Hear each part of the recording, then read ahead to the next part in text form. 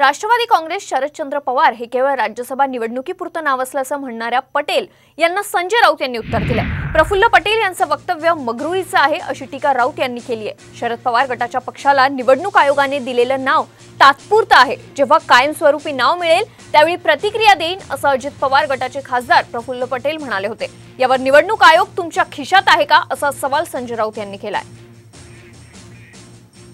27 तारीख नंतर परत जेव्हा येईल तेव्हा आम्ही आमची जे काही प्रतिक्रिया आम्ही देणार किंवा जिथे आम्हाला काही सूचना करायची असेल, लिखित द्यायची असेल तर आम्ही तेव्हा देऊ। आता हे फक्त राज्यसभेची निवडणूक पुरतं असल्यामुळे मी काही यामध्ये फार काही महत्त्व देत नाही। म्हणजे सूचना तुम्ही देणार आहात? नाही, असं काहीच मी म्हणत नाही। अजून येऊ तरी द्या, काय त्यांच्याकडून नाव येते त्याच्यानंतर आम्ही तुम्हाला प्रतिक्रिया अधिकृत देऊ।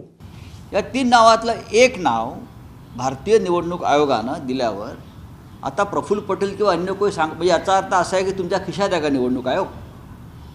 काय वरच्या खिशात आहे की खालच्या खिशात आहे?